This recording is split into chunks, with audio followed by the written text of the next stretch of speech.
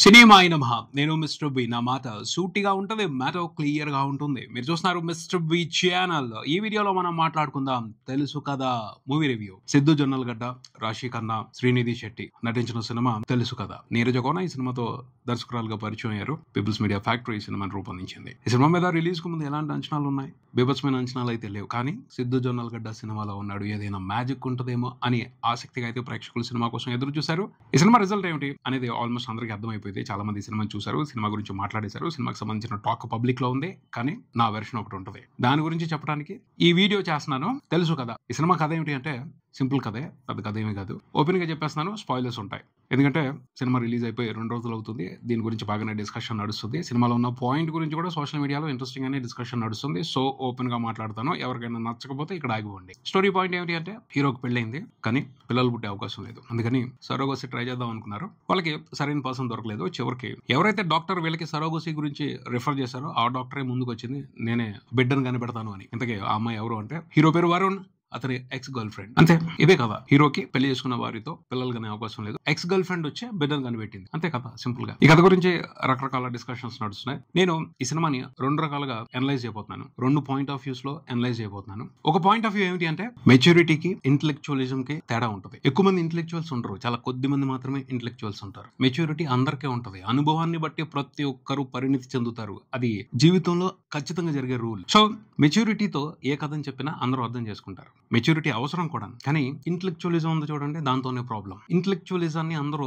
అర్థం చేసుకోలేరు, అందరికీ అర్థం కాదు. మేధావులకు మాత్రమే అర్థం అవుద్ది. హై గ్రేడ్ లో ఉండే మేధావులకు అర్థం అయ్యేట్టు కంటెంట్ ఉంటే కష్టం, కనెక్ట్ అవర్ ఆడియన్స్. ఎస్, కథలో మ్యాటర్ ఉంది, ఈ సినిమాలో మ్యాటర్ ఉంది, కానీ అది దేవనాగరి లిపిలో ఉండకూడదు కదా. దేవనాగరి లిపి ఎంతమందికి తెలుస్తుంది? ఇప్పటికిప్పుడు ఆడియన్స్ దేవనాగరి లిపిని నేర్చుకుని వచ్చేయలేరు కదా సినిమాని చూడటానికి. తెలుగులో ఉంటే అందరికీ అర్థం అవుతుంది, సింపుల్ గా ఉంటుంది. హీరో క్యారెక్టర్ ఎప్పుడు ఆడియన్స్ కి బాగా కనెక్ట్ అవుతుంది అంటే అతను అర్థం అవుతున్నప్పుడు, అతని ఎమోషన్స్ అర్థం అవుతున్నప్పుడు, అతనిలో మనకు తెలిసిన అంశాలు ఏమైనా ఉన్నప్పుడు ఈజీగా కనెక్ట్ అవుతుంది. లేదనుకోండి డిఫరెంట్ గా ఉన్నాడు, ఇంట్రెస్టింగ్ గా ఉన్నాడు, మనం చేయలేని పనులు అతను చేస్తున్నాడు అనుకోండి, అప్పుడు కూడా కనెక్ట్ అవుతారు. ఈ రెండు కాకుండా మన ఊహలకి మన ఆలోచనలకి అందకుండా అతను బిహేవ్ చేస్తున్నా, అతను ఫిలాసఫీ చెప్తున్నా అర్థం కాదు, కనెక్ట్ అవ్వలేదు. అప్పుడు బోర్ కొడుతుంది సినిమా. అలాంటి విషయం ఉంది ఈ సినిమాలో. హీరో ఫిలాసఫీ చెప్తా ఉంటాడు, మెచ్యూర్డ్ ఫిలాసఫీ చెప్తుంటాడు, ఓవర్ మెచ్యూర్డ్ ఫిలాసఫీ చెప్తా ఉంటాడు. అది ఇంటెలెక్చువల్స్ కి మాత్రమే అర్థం అవుతుంది, అందరికీ అర్థం అవడం కష్టం. క్లియర్ గా చెప్తాను. మీరు ఎలాంటి కాంప్లికేటెడ్ పాయింట్ అయినా తీసుకోండి, సింపుల్ గా చెప్పాలి, అర్థం అయ్యేటట్టు చెప్పాలి. విడమర్చి చెప్తే ఎక్కువ మందికి అర్థం అవుద్ది, లేకపోతే లేదు. ఈ సినిమా అంతా కూడా కన్వర్సేషన్స్ ఉన్నాయి, మాట్లాడుకుంటానే ఉంటారు. ఎక్స్ప్లెనేషన్స్, క్లాసులు,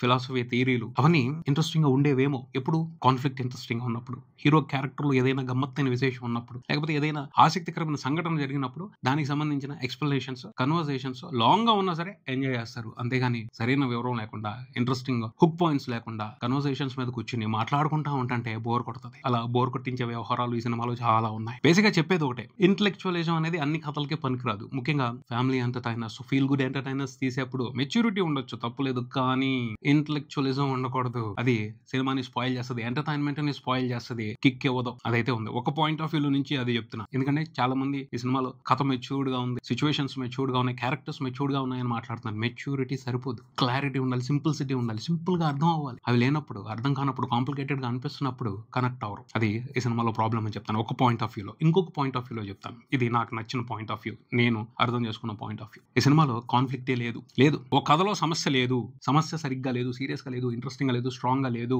ఆ సినిమా చూసి వేస్ట్ అంటాను నేను. ఎందుకు ఈ సినిమాలో కాన్ఫ్లిక్ట్ లేదు? చాలా మంది అడగొచ్చు. హీరో ఒక అమ్మాయిని పెళ్లి చేసుకున్నాడు, కానీ గర్ల్ ఫ్రెండ్ ని తీసుకొచ్చి, ఎక్స్ గర్ల్ ఫ్రెండ్ ని తీసుకొచ్చి తన బిడ్డను కనిస్తున్నాడు. ఇది కాన్ఫ్లిక్టే కదా అనుకుంటున్నారు. ఎప్పుడు కాన్ఫ్లిక్ట్? ఈ 3 క్యారెక్టర్స్ లో ఎవరైనా తేడాగా ఉన్నప్పుడు అది ఇంట్రెస్టింగ్ కాన్ఫ్లిక్ట్ అవుతుంది. ఈ 3 క్యారెక్టర్స్ లో ఎవరికైనా పెద్ద ఇబ్బంది ఉన్నప్పుడు అది స్ట్రాంగ్ కాన్ఫ్లిక్ట్ అవుతుంది. ముగ్గురు అండర్స్టాండింగ్ లో ఉన్నప్పుడు, ఎవరికి ఏ ఇబ్బంది లేనప్పుడు, ముగ్గురు కూడా చక్కగా కూర్చుని మాట్లాడుకుంటే ఏ ప్రాబ్లం అయినా సాల్వ్ అయిపోతున్నప్పుడు, ముగ్గురు మెచ్యూర్డ్ గా ఉన్నప్పుడు అది పెద్ద కాన్ఫ్లిక్టే కాదు. చివరికి హీరో ఏం చేశాడు? కూర్చోబెట్టే మాట్లాడాడు. కూర్చుని మాట్లాడుకునే ప్రతి సమస్యకి సొల్యూషన్ వెతుక్కున్నారు వాళ్ళు. దాన్ని స్ట్రాంగ్ కాన్ఫ్లిక్ట్ అనరు. దాని మూలంగా ఇంట్రెస్ట్ రాదు. అదొక లెక్క. ఇంకో లెక్క వచ్చేసప్పటికి హీరో క్యారెక్టర్ గురించి చాలా బిల్డప్ ఇస్తున్నారు, కానీ అదంతా కూడా ఉత్తుత్తి buildup, false buildup, fake buildup అంటాను. ఈ సినిమాలో హీరోకి ఓవర్ థింకింగ్ ఉంది, అవసరానికి మించి ఆలోచిస్తాడు. అక్కడ ఏం జరగకపోయినా అతనే ఓ ప్రాబ్లమ్ ని క్రియేట్ చేస్తాడు. అందరూ బాగుంటారు, ఏ ఇబ్బంది లేకుండా గో విత్ ద ఫ్లో అన్నట్టు క్యారెక్టర్స్ వెళ్ళిపోతా ఉంటాయి. అరే ఇలా వెళ్తే బాగోదు కదా, తని పట్టుకు వస్తాడు ఒక డిస్టర్బెన్స్ ని, వాళ్ళని డిస్టర్బ్ చేస్తాడు. వాళ్ళని డిస్టర్బ్ చేసి వాళ్ళు నన్ను ఇబ్బంది పెడుతున్నారు అని ఇతను బాధపడతా ఉంటాడు. సెకండ్ హాఫ్ లో డైవర్స్ కాన్సెప్ట్ ఇదే. అక్కడ ఎవరు చెప్పరు, అక్కడ అవసరం కూడా లేదు, బాగోదు. ఏదో ఒక సమస్య తీసుకురావాలి అని చెప్పేసి ఫోర్స్ గా తీసుకొస్తాడు. దాని మూలంగా అతను ఇబ్బంది పడతా ఉంటాడు. అక్కడ అతను ఇబ్బంది పడుతుంటాడని సింపతి ఫీల్ అవ్వాలి. అవలా రాలా ఆ సింపతి అక్కడ. మిగతా వాళ్ళ గురించి ఇతనే ఆలోచించేస్తా ఉంటాడు. ఆ క్యారెక్టర్స్ ఎలా ఉండాలి, ఎలా ఉండకూడదు, ఇలా చేస్తే ఏమవుద్ది అతనే ఆలోచిస్తా ఉంటాడు. ఎలాగా బొమ్మరిల్లు సినిమాలో ప్రకాష్ రాజ్ మాదిరి ఆలోచిస్తా ఉంటాడు. ఆ క్యారెక్టర్స్ ఎలా ఉండాలో ఇతను డిసైడ్ చేస్తా ఉంటాడు. టూ మచ్ కదా ఇది. ఇంతకు మించి చాలా పెద్ద వ్యవహారం ఉంది. ఇంకోటి ఏమిటి అంటే దాన్ని చాలా కవర్ చేయడానికి ట్రై చేశారు కానీ దొరికిపోయారని చెప్తాను నేనైతే. ఎక్స్ గర్ల్ ఫ్రెండ్ వదిలేసింది, ఆ హార్ట్ బ్రేక్ అయింది. అలాగే మొదలవుద్ది సినిమా. ఆ అమ్మాయి వదిలిపెట్ల, ఆ అమ్మాయి క్లారిటీతోనే ఉంది. అమ్మాయి మొన్న నుంచే చెప్తానే ఉంది, నాకు పెళ్ళొద్దు, పిల్లలొద్దు, నాకు వేరే అంబిషన్స్ ఉన్నాయి, నేను వేరే జీవితాన్ని చూస్తున్నాను అని. బట్ రిలేషన్షిప్ లో ఉందాం, నువ్వంటే నాకు ఇష్టం అంతే, రిలేషన్షిప్ మెయింటైన్ అవుదాం, కానీ పెళ్లి పిల్లలు ఇలాంటివి నాకు కుదరవు అని చెప్తానే ఉంది. ఇతను అర్థం చేసుకోవాలా, ఇతను తలకెక్కించుకోవాలా. అది ఎవరు తప్పు? హీరోయిన్ తప్పు అయితే కాదు. ఆ అమ్మాయి అతన్ని మోసం చేయాలి, క్లారిటీతోనే ఉంది. ఇతనే ఆ అమ్మాయిని అర్థం చేసుకోవాలా. ఈ విషయాన్ని ప్రాపర్ గా కన్వే చేయకుండా స్క్రీన్ ప్లేలో గేమ్లు ఆడారు, స్కిప్లు పెట్టారు, జాగ్రత్తగా మేనేజ్ చేయడానికి ట్రై చేశారు. కానీ ఇదే చాలా పెద్ద మైనస్ అయింది సినిమాకి. అది అర్థం చేసుకుంటే హీరో క్యారెక్టర్ డల్ అయిపోద్ది. ఎందుకు?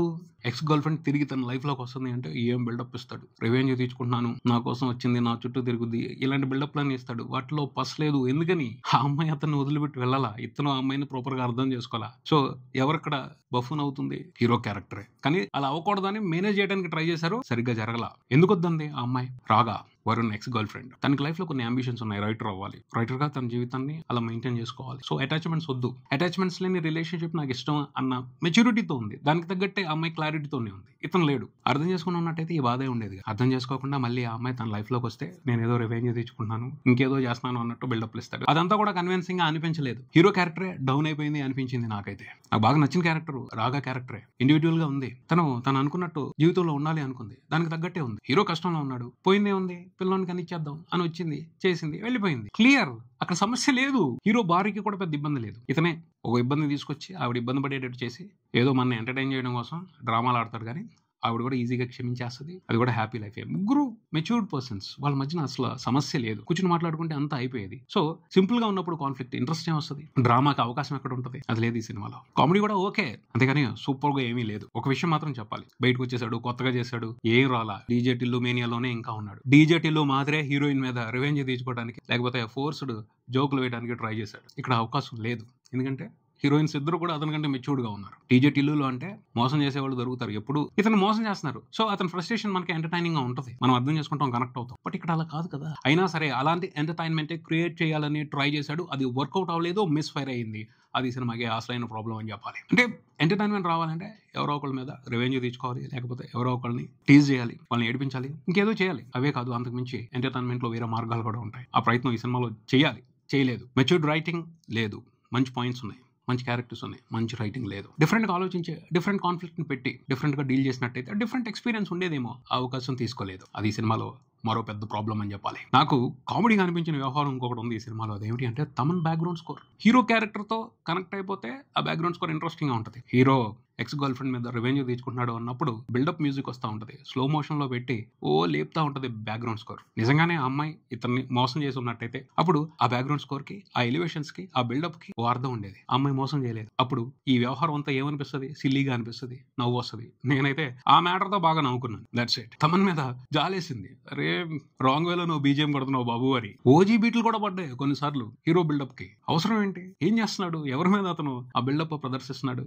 ఇంట్రెస్టింగ్ గా లేదు, కరెక్ట్ గా లేదు, ప్రాపర్ క్యాల్కులేషన్ కాదు. చాలా క్లమ్జీగా ఉంది ఈ సినిమాని ప్రిపేర్ చేసిన విధానం. అందుకనే అందరికి ఈక్వల్ గా కనెక్ట్ అవ్వట్లేదు. చాలా లిమిటెడ్ పీపుల్ మాత్రమే ఇందులో ఉన్న పాయింట్ ని అర్థం చేసుకుంటున్నారు. బట్ వాళ్ళు సరిపోరు ఈ సినిమాని బ్లాక్ బస్టర్ హిట్ చేయడానికి. ఇది ఇక్కడికి. మరో వీడియోతో మళ్ళీ కలుద్దాం. ఈ వీడియో మీకు నచ్చితే లైక్ చేయండి, మీ ఫ్రెండ్స్ తో షేర్ చేసుకోండి, మీ అభిప్రాయాన్ని కామెంట్ చేయండి, ఈ ఛానల్ ని సబ్స్క్రైబ్ చేయండి. నేను mister big, keep watching mister V channel. Thank you.